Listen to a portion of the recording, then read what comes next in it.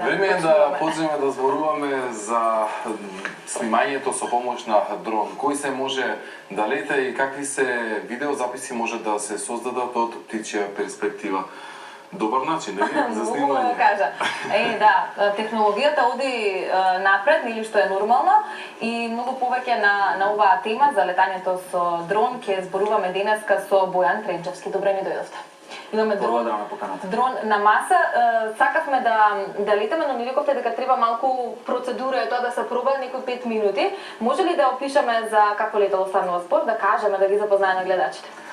Па ова е така наречено беспилотно летало, дрон, со 4 мотори, 4 пропелери, кое се управува со дечински управувач.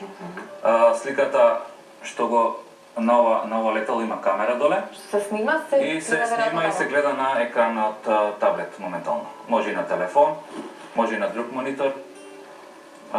Иначе, за да летавме овде, затоа реков требаше малце порано да пробаме, за да се види дали има, можеби има овде некаква електронски интерференции, пречки, за да правилно функционира летало. Може да пробаме после од панорамска гледна точка да направиме еден видеозапис за Телма.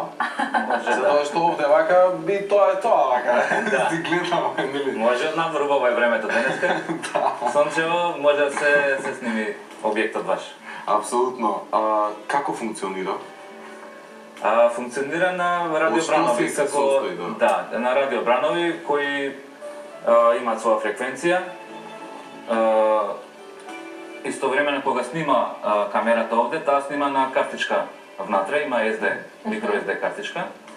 А сликата во намалена резолуција се праќа до далечинскиот управувач и преку кабелчето на екранот се гледа сликата со сите параметри на летањето, значи висина, далечина на која се наоѓа леталото, има дури и мапа, може да се види во пределот каде се наоѓа, така да е доста безбедно. И леталото има GPS сигнал, GPS приемник. Да е малку подетално го забележуваме, да. Може да искоментираме вака подетално што е, кој е? Па ова е модел Phantom, тројка, Professional. Тоа е модел стар година и пол. Значи во моментот веќе има 4 Pro. Секоја година излегуваат нови модели. Индустријата напредува со брзо темпо. Се развива, многу е барана, затоа што сликите од птичја перспектива се феноменални, како да кажам. Имаме и видеоматеријал, може да го погледнеме. Колку време, да, Бојан, веќе имате дрон, летате со дрон и зашто најчесто се користи тука кај нас во Македонија? Зашто најчесто луѓето бараат да бидат снимани со дрон? Јас летам веќе 3 години, од 2014 имам првиот дрон, ова ми е втор дрон. Користењето најчесто е може да биде едукативни намени, за објекти да се снимат од висина, испитување на високи објекти, кровови, оџаци, било што, пейзажи да се снимат, рекламни материјали. Дефинитивно од птичја перспектива е неверојатно. Да. Па сосем не сме навикнати ние на вакви снимки, така да Јас искрено мислев дека се потребни дозволи и дека не секој може да поседува, односно секој може да си дозволи или да си купи дрон, но не мислев дека секој може да го лета. Вие ми рековте дека не постојат дозволи, издавање на дозволи. Во моментов има важечки прописи од 2015 година кои се донесува. Уредба за летање за воздухоплов без екипаж во македонскиот воздушен простор, во кој се нема забрани секој да поседува дрон, беспилотно летало, него ако лета во урбани средини, би требало да се најави во полициска станица. А ако забраните се во тоа дека не сме да лета во близина 500 метри до владени објекти. Значи ние денес ако летаме околу Телма треба да најавиме? Во принцип да. Во принцип треба да се најавиме претходно, затоа што можеби некој ќе се пожали дека некој можеби го шпионира или не знам сакат. За тоа може да овој дрон да го служи. Значи, дроновите во последните години доста беа во негативна конотација, спомнувани. И секогаш беше сензација кога нешто ќе се случеше. Меѓутоа, позади тие приказни за некои случување со дрон, најчесто се криеше друга некоја приказна. Како да кажам, дори пред Нова година негде во нашите вести се појавија некои написи за злоупотребата на дронови, во кои се спомнуваше и снимање на зградата на Телеком на штатот, како некој пријавил, па отишла инспекција, па го сигнала, така натака. Меѓутоа беше интересно што јас бев тој што летав. Значи јас бев пријавен во МВР, снимав за потребите на Телекомот. Значи се беше легално, се беше пријавено. Дојде инспектор од Агенцијата за цивилно воздухопловство, ги провери моите документи, виде дека сега да сум пријавен и немаш никаков проблем. За тоа да се појави напис дека имало неправилности, дека некој неовластено снимал, летал на площад и снимал и така натака. Добро, да. Значи, многу често се појавуваат негативни конотации, дори имаше и она за во Белата куќа, некој слетал дронот во Белата куќа, испадна дека таму некој си вработен си летал, си играл таму со дронот и значи немало ништо во позадина. Меѓутоа, она вториот дел од приказната најчесто не се објавува, а секогаш првиот дел е многу поинтересен. Да, убаво кажете, мало е камерчево, навистина може секаде да види. Да, мало. Камерата е мала, меѓутоа е многу е добра, значи снима до 4К резолуција. И добри фотографии се вадат, може да погледнете. И снимки.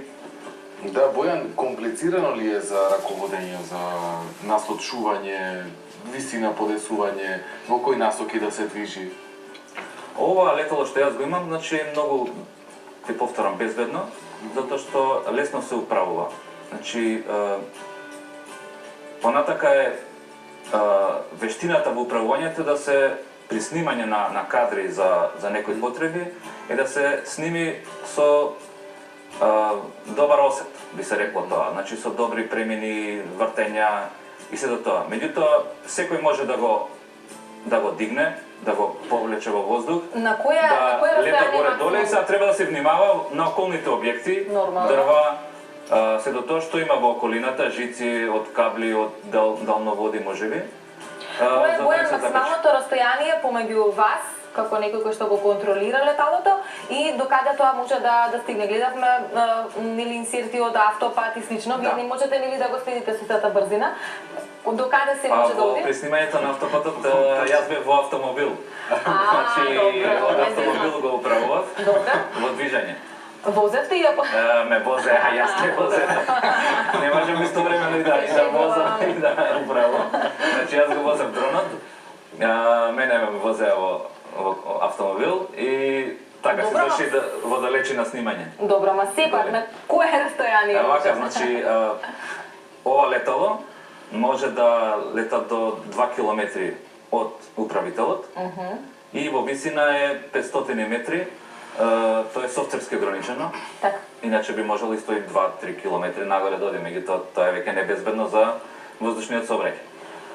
Меѓутоа во прописите во Македонија наложуваат негде до 120 метри во висина и 500 метри во далечина. Тоа е некоја си безбедна далечина на која може да се гледа дронот до каде е. Иначе, бидејќи имам цело време пристап до сликата, што се снима, јас можам и да летам на 2 километри, да не го гледам дронот каде се наоѓа. Ако се загуби? Меѓутоа јас не може да се загуби, затоа што има GPS. Со птица да, може се, има такви случаи на интернет. Мене не ми се случува тоа се уште. Добро. Инаку софтверот е таков да при полетување го памти позицијата, геопозицијата по GPS сигнали. И ако случајно се изгуби сигналот со управителот, леталото само се враќа назад. Многу паметно летало. Да, или ако снема, во случај да дојде при крај батеријата, тогаш на 10% пред да се потроши целата батерија, се спушта. Самото се спушта надоле, значи не може да остане во воздух и да падне.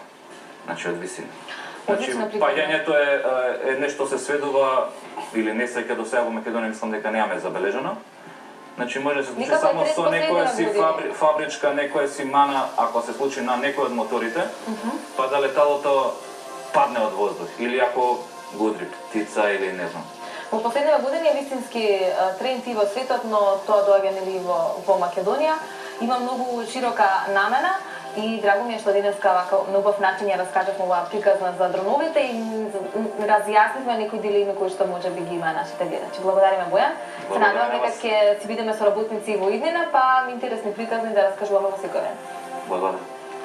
Ќе продолжиме со музика, веднаш потоа и со останатите гости. Имаме уште двајца соговорници и немаме